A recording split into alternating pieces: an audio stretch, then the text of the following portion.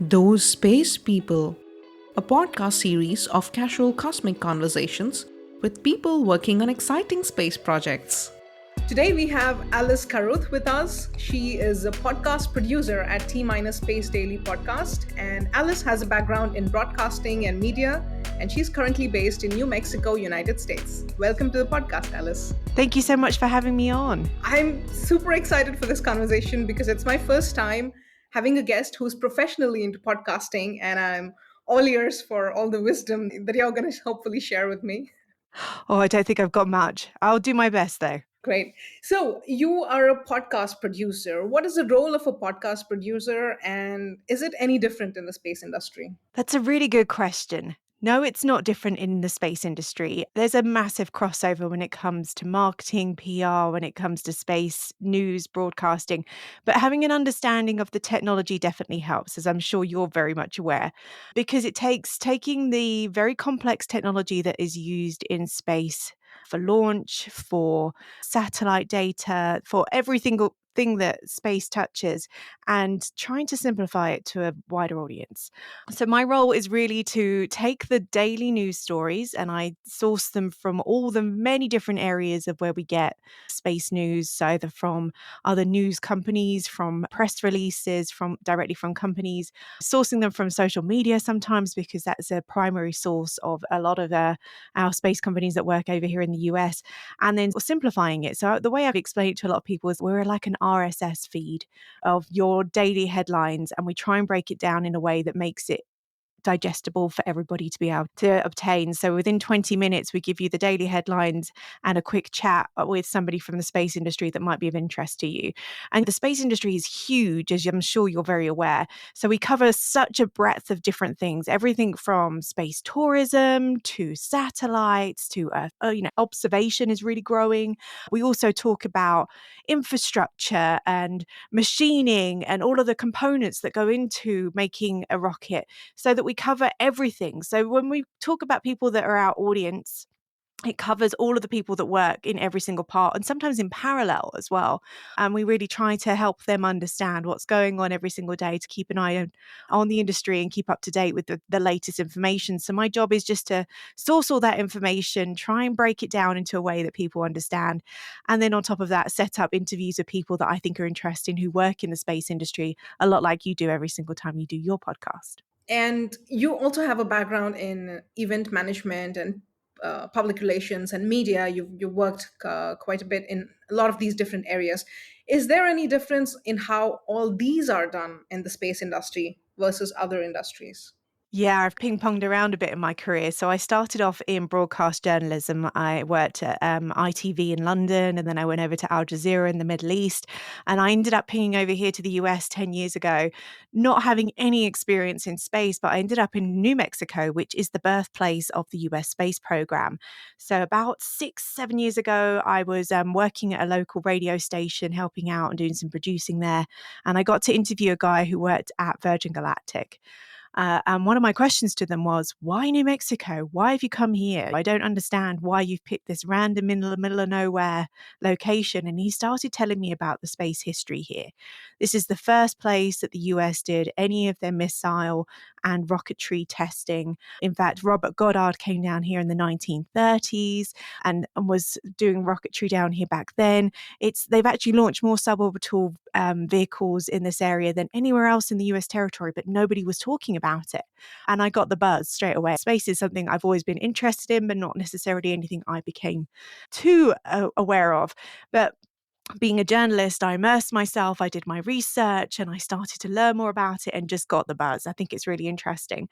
And so we started with the Las Cruces Space Festival. So we were in this tiny little area in the borderland in New Mexico, and started to explain to them about this history, because I wanted people around here to understand the background to it all. And yeah, we do it. We try and break it down and make it accessible to everybody, because space is for everybody. And yet there are so many people out there that don't understand it and therefore find themselves pushing themselves away. So it's about trying to, like I do in my daily role now as a producer, taking that information and making it digestible and accessible to a way of people that don't necessarily have a space background. And a lot of what people were saying to me was like, we don't understand why we spend so much money on space. What's the benefit to everybody here on Earth? So it's flipping the narrative narrative of how do we explain space to everyone. People here didn't understand that you use satellites every single day without even realizing. It's on your cell phone. I said, your weather data that you're getting every single day is from a satellite. And as soon as you start to explain it to them in a way that they can understand, they go, oh, now I get it. Now we understand why space is important to us. And they then talking about all the breakthroughs of what it does here on Earth, even things like your running machine came from NASA because they needed to have it for exercising astronauts in microgravity.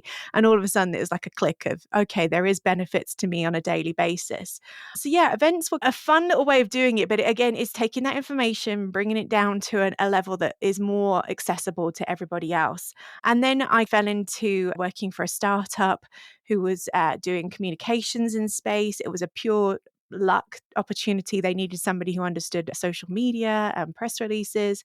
And then I got my break at Spaceport America working as their public informations officer. And it was while I was there that I went back into broadcasting. I started to look at podcasting as a way of explaining a lot of what happens, why it happens at a spaceport so people could understand it.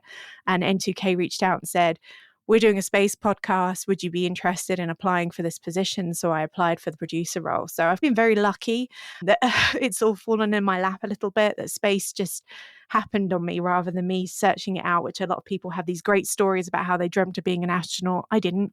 I wanted to be a newsroom producer, and I am that, but I'm just specializing in an area that I find utterly fascinating and I think is really interesting to a lot of the public. So I feel like it's a privileged position that I get to understand a lot of the technology and break it down to make it more accessible to a wider audience. And speaking of podcast production, I'm sure you use a lot of AI tools.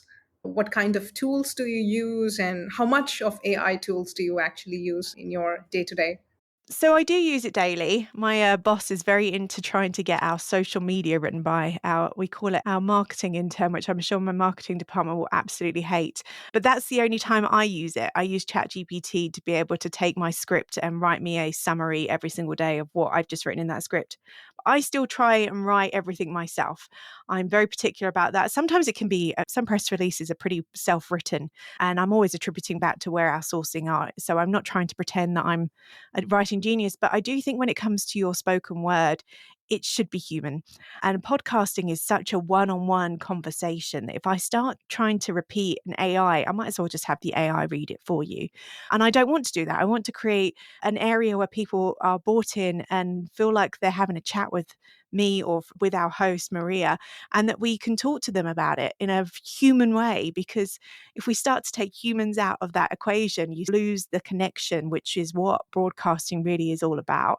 I tend to veer away a little bit from using AI when it comes to writing scripting, but my colleagues at the Cyberwire have been experimenting with it and then changing it up and making it a little bit more humanized after the fact. And I've veered away from that a little bit more.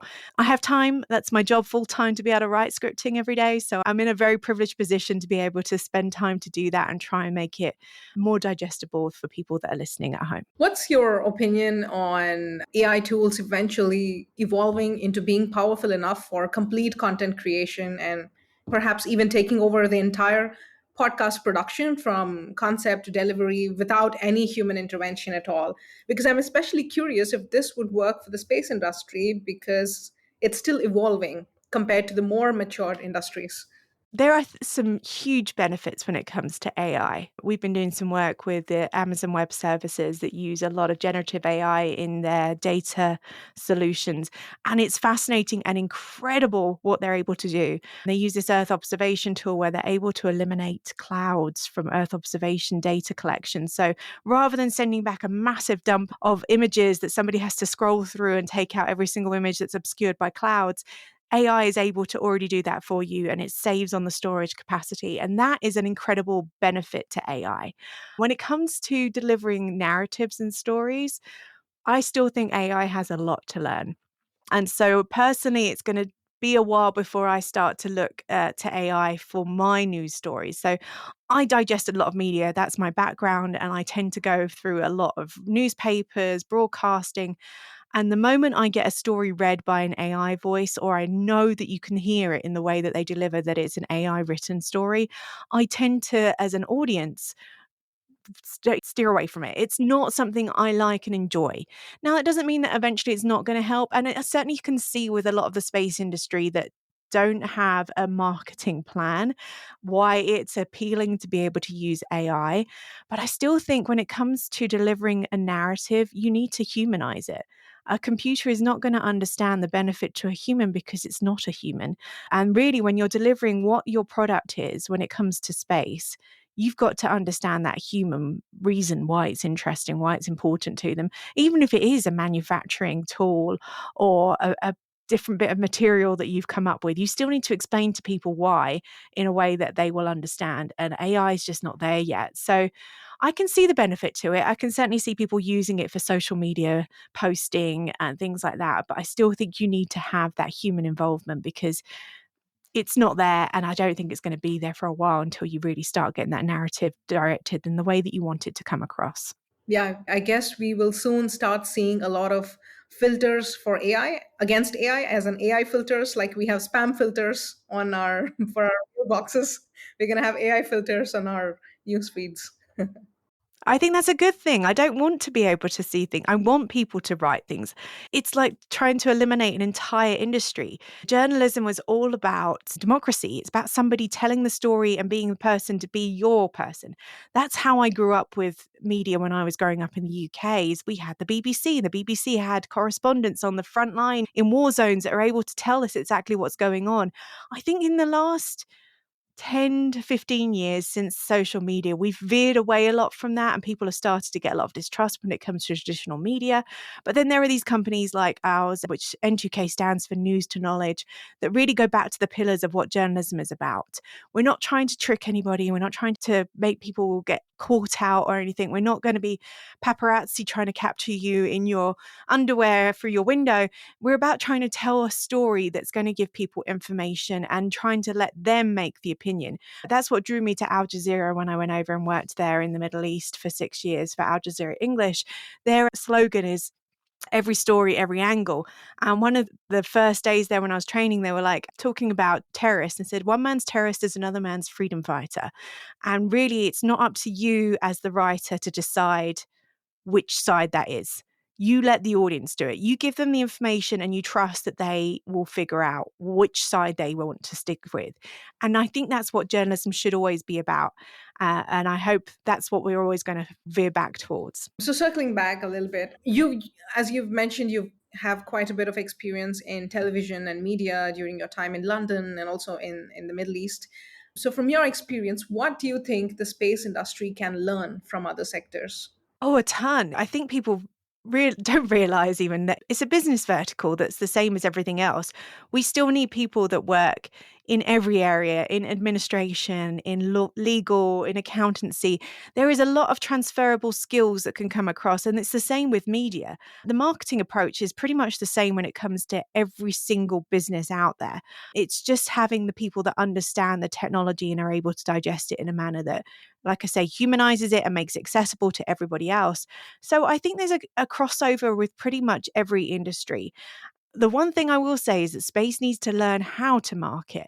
I have met many people out there with incredible ideas that have this Tesla style approach of, I've got the idea of, and then it's going to make itself be known because it's such an incredible idea and such an incredible product, when really we need to be looking at the Edison model of, he might not have had the best idea out there with the light bulb, but he really marketed it really well. And therefore, everybody knows that he was the creator of the light bulb. And I do think that you need to have that. You need to have somebody in house that understands what you're doing. There are also some incredible PR companies out there that specialize in space marketing, in science communication. So you need to really figure out who the right fit is for your company, but you also need to really figure out that it is important, because you could have the best product out there, and if you're not selling it the right way, you're not going to get the people to buy it. And then you're not going to make any money. And then eventually you're going to go by the side. And I think that's an important approach, is to really think about what it is you're trying to do and how you're going to do it. And you need to have somebody with the marketing skills to do that. And I think it's an easy crossover that you can get people from other industries that know how to digest that information and be able to distribute it in the right manner for you. So N2K, or the T minus Space Daily, is one of several space podcasts. There are a decent number of podcasts in the space sector covering different themes. So, what fresh perspectives do you think can beginner podcasts bring to the table? Or do you think it's already saturated? You know what? I think there's plenty of space for competition. There's a lot of people that work in this industry, and there are a lot of verticals, and there are a lot of adjacent areas that cross over. I would say anybody thinking about doing a podcast themselves, look at your market, find out whether or not there's already a podcast that exists, and then you've got to come up with that fresh angle for it. But also, if you want to do it as an in-house thing, it's a really easy thing to do. But is it worth you spending the time and the money to really do it properly? Probably not. So there are companies like N2K and others out there, a lot of others, that are doing this full time that can help and be adjacent. So N2K also produces podcasts for other companies. We think it's quite important to be able to support people that want to get their messaging across. So there are opportunities out there to look into that. As I mentioned before, when I was at the spaceport, I started my own podcast. I did it on Zoom by myself. The audio quality is terrible. I learned that lesson that actually, if you're an audio only podcast, you really need to invest in when it comes to your technology, what you're using, how you're recording, how you're editing. I still got the messaging out there and I still got an audience. So there is an opportunity for that. So if you really have a message where you want to give context and you want to do it in-house, there is definitely an opportunity for that. But then there's also an opportunity to pitch to other podcasts. We have a really large audience at N2K. There is no reason why you have to start from scratch and do it yourself when there is already a ready-made audience out there that you can get to. So there are a lot of opportunities to reach out to B2Bs, and there's some really great podcasts out there, and they're all doing something slightly different. What we're doing is very news-focused, very daily, very digestible. And then there are podcasts like yours that are talking to people at length, that are diving into the backgrounds of what people are coming from so that people can relate to the person you're chatting to. So I think there is a big market out there. I think over 500 million people listen to podcasts daily around the world. There is opportunity. I don't feel like competition is a bad thing. It's like everything with space. It will spur us all on when it comes to competition. So I say the more the merrier. Just figure out what your niche is and really carve out your area within that niche and exploit the opportunity. That's very interesting, and it's a very new take to join someone who's already professionally doing it rather than starting a podcast during your free time like I do. We all started with Zoom recording on Zoom. I also used to do that because my podcast is also a pandemic baby. I started it during the pandemic. Mine too. Yeah, of course. Now, of course, like you say, I've moved on to more professional tools that will save me more time. But of course, at the end of the day, it's something that I do on the side. And this is a very interesting input to anyone listening who wants to start a podcast on their own, because a lot of my friends from the network really want to embark on this journey, but then a lot of them maybe publish 3 or 4 episodes and then realize it's just too much of time for seemingly no return. Yeah, this is very helpful. Thanks for that. So to make a career out of podcasting, like you said, to join a network like N2K, or by oneself to make a professional career out of podcasting in the space sector, what kind of skills do you think are needed?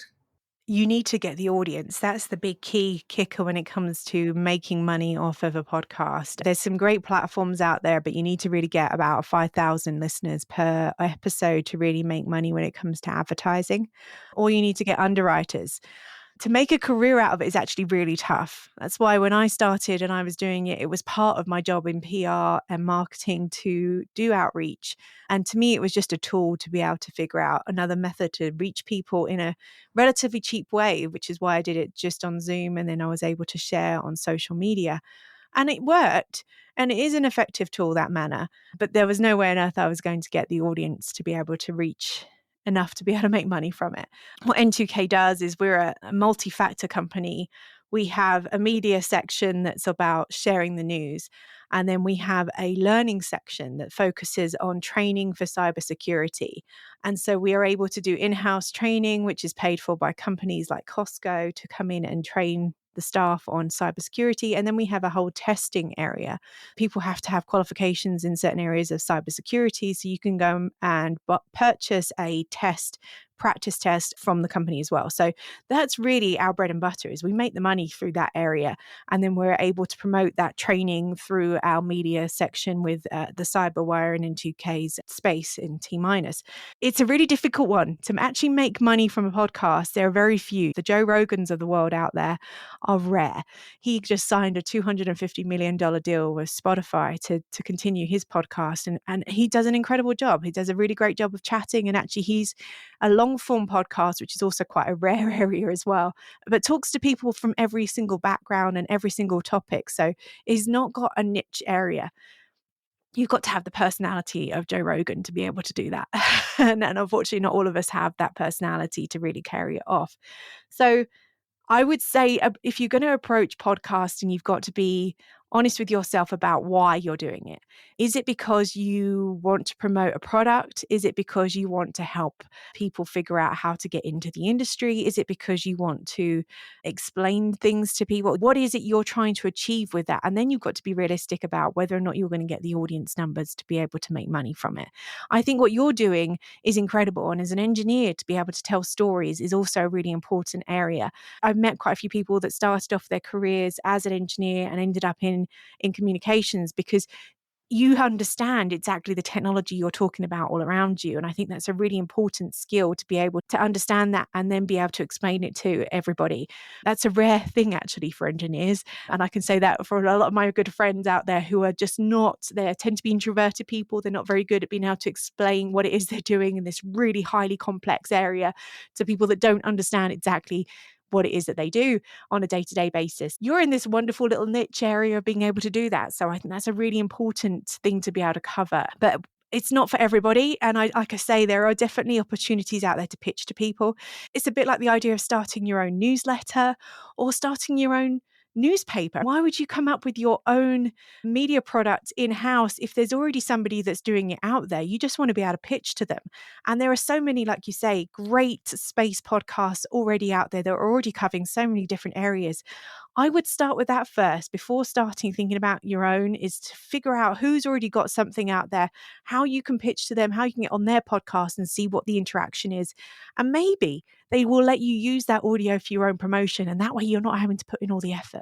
So there are definitely different areas you need to exploit and look into before starting to throw yourself in the deep end, because it is a lot to put on a podcast. It's a lot of background, a lot of editing time, a lot of time promoting it. You've got to think about the benefits and what it is you're really trying to achieve. That's a lot of very interesting points. Thanks for that, Alice. And since you mentioned sponsors and sponsorships, we all know that most of the space activity in the world is focused in the United States. And that's where most of the space companies are. That's where most of the money in the space industry is, be it from the government or from in private investment. So do you also see most of the listeners or the target audience for potential space podcasts from the US? And is it also focused in the US geographically? Are the sponsors also targeting this kind of audience? Or do you think it's going to be spread out more eventually? How do you see all this? That's really great questions. At the moment, you're right. The industry is very US focused. However, as you've known in the last 18 months, particularly, we're seeing a rise of commercial space industries across the globe. Yesterday, we reported on China saying that they're going to have a 50% surge in launches this year, and majority of those are from commercial companies. You look at Japan with the rise of their commercial companies, or India has got such an incredible area of commercial companies coming up with Dhruva Space, for example, or Skyroot. There is a huge need for space around the world. At the moment, I would say our audience is predominantly American, about 75% American, but we are seeing a huge growth internationally. And I try and focus internationally because I'm British. I want to talk about the British aerospace industry, but also I've traveled all around the world. I'm very lucky and privileged to have done that. I want to know what's going on in Australia. I want to know what's going on in Malaysia, Singapore, Japan, China, Russia, because space is actually a quite a non-political area. And as much as there's geopolitics going on when it comes to the struggle with warfare in space, we don't tend to focus on that. I let the traditional media companies figure out what's going on when it comes to possible nukes in space with Russia.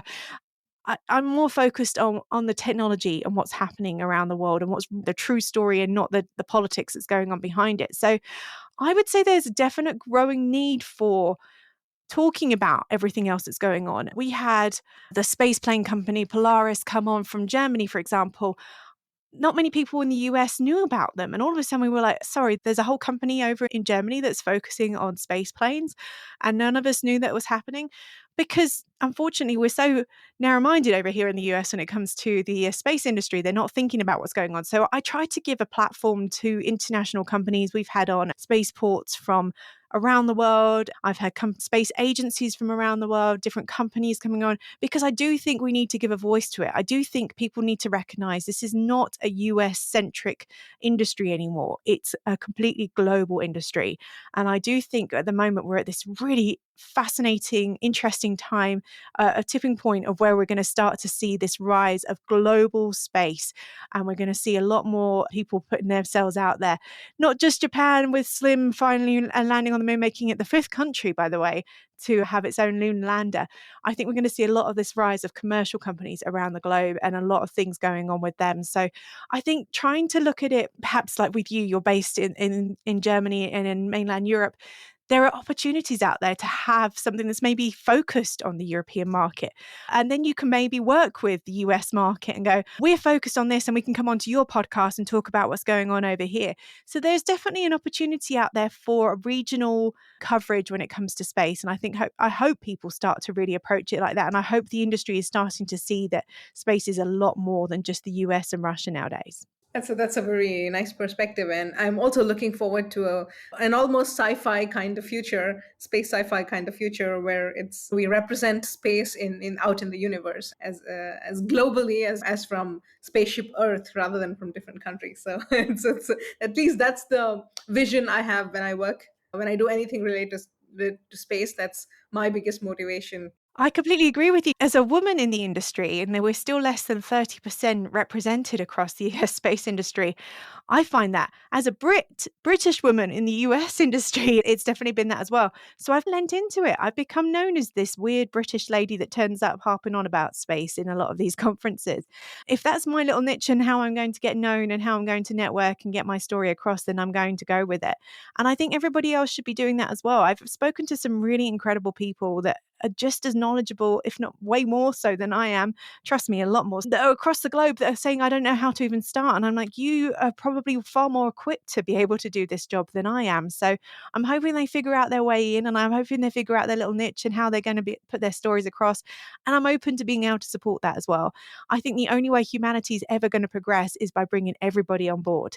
And I'm very passionate about that. And my team is very passionate about that. As an all-female team running a space news podcast, we are all about trying to make sure we get representation in everything that we do. And that includes people from all different backgrounds and all different countries that have very different levels of experience when it comes to space. So yeah, I'm excited to see how humanity moves forwards and progresses, because you're right, we're all on this spaceship Earth together. We've got to make sure that all of humanity is reflected, not just 12 white men walking on the moon from the US. And speaking of your team, what kind of backgrounds do your colleagues at T- or N2K come from? Oh, we're a small but mighty team. Majority of them are not from a media background. They tend to come from cybersecurity. My colleague Maria is our presenter. She comes from cybersecurity, PR, and marketing. She's done podcasting for the last 5 to 10 years. Is an incredible host. So she comes from a slightly different area to space. Space has always been a passion of hers. So she's totally excited to be on board with us and doing it T-.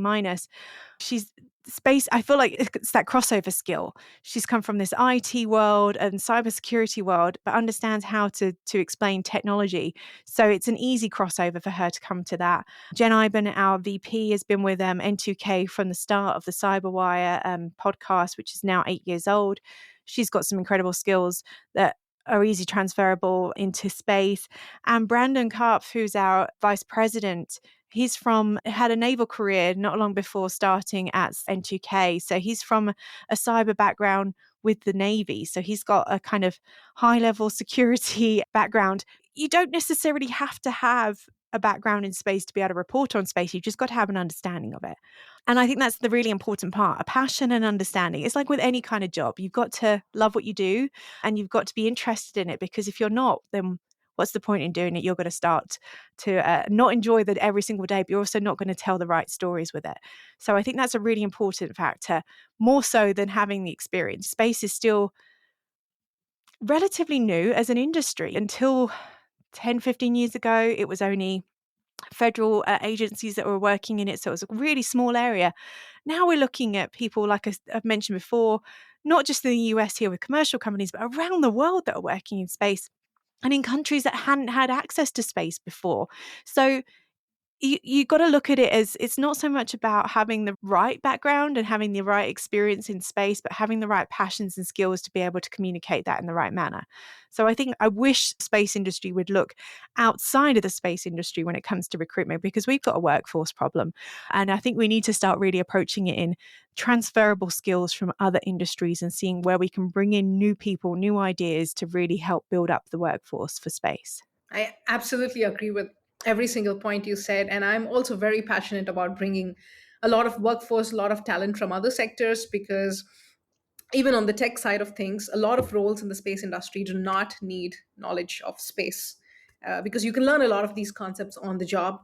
And satellites or rockets or everything that we build for space requires so much of reliability. There's always reliance on heritage. And therefore, it's one the industry is the last one to adapt the most cutting edge of technologies. And then when we have people from the other industries who have worked on the cutting edge technologies and the latest, be it languages or programming languages or other kind of softwares or tools, it's so incredible what they bring to the table. Because I worked with teams that in which there were people who have only been in the space sector, like I have always been in, and with teams that are comprised of people who just entered the space sector from other industries. And the kind of knowledge they bring to the table is incredible. The way they approach a problem is so very different from how a space engineer approaches a problem. So I'm also a huge proponent of having people from other industries come into the space sector and make it more modern. There you go. You've got a call to action. Come on, join us at the space industry. Every skill is transferable.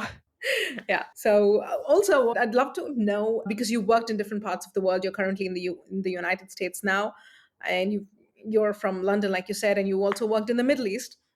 What kind of cultural differences have you seen when working in all these three areas? And have you encountered any of these cultural differences in the space industry? Oh, there are tons of cultural differences across. A lot of people often say to me here in the US, oh, but the UK and the US are very similar. And I'm like, no, completely different, actually. I would say the UK is more in line with mainland Europe than with the US. Even though we share a common language, there are a lot of things that are very different. And I think that's the same when it comes to the industries. In space, you bring your culture with you. It comes to your workforce, how you approach things. I'd say the US is quite a workaholic country, believe it or not. SpaceX is notorious for working their people like 80 hours a week to get the work done, which is great for them, but difficult for coming in and joining them. Whereas I think Europe tends to have a better work-life balance. We're very focused on giving people time with their families. The US doesn't do that. I've got two young kids. When I had my son, there was no such thing as maternity leave like we have in mainland Europe or in the UK. There are definitely huge cultural shifts across the world when it comes to how you approach anything. And I think that's what's important to be able to be reflected in the space industry. Going back to your previous question when we were talking about whether or not we're getting enough people from around the world involved in space, we need more. And we need to have that culture brought in more. We had that incident with the moon recently where the first commercial lunar payload services, Astrobotic payload, had ashes from humans' ashes on board. And the Native Americans here in the US were really upset because NASA had made an agreement with them in previous years to talk to them about it before going to the moon. And there was this real weird split, actually, the way people approached it. They're like, why do the Native Americans care? They shouldn't be in the way of progress. But I think what was a big red flag for me is that we should always take into consideration people's beliefs, and we should always take into consideration people's backgrounds when it comes to how we approach anything. Now, I'm not saying that we should be going to debate whether or not we send humans' ashes to the moon, but we should always take into consideration how we work together and explaining why that's important. Because I think if we don't look into everybody's backgrounds and cultures and making sure that we reflect those in the way that we approach exploration outside of our planet, then we're not going to be representative of the human race. And that, I think, is so important. We do need to make sure that we take up everybody's background, everybody's interest, everybody's culture, everybody's language, everybody's approach to things, because that's humanity. Humanity isn't just the US. Humanity is so much more. And I've lived in the UK being a Christian country, and then very much into a Muslim country, living in the Middle East. And now I'm here in America, where they're a weird hodgepodge mix of everything. I think that's also really important as well. We have a lot of people that have faith that we need to really reflect in things. The same with the Native Americans when they approached this lunar landing with ashes. We need to make sure we reflect that as well. People's beliefs, people's cultures are so important, and we need to really approach that in a right manner and be at least respect people's beliefs and respect the way that they want to approach things, because it's so important with who we are as people. And I really want to make sure that whatever happens with our future exploration, that we really take all of humanity with us. That was my rambling response. I'm in complete resonance with a lot of the points that you have raised. And I also believe that space is the global commons, and it's for everyone. And of course, would love to see more and more diversity in terms of culture, in terms of mindsets, in terms of people in the space sector. You've shared a lot of very interesting insights on podcasting, and I love your take on humanity doing space. And thanks a lot again for your time today. Oh, you're so welcome. I look forward to hearing it back.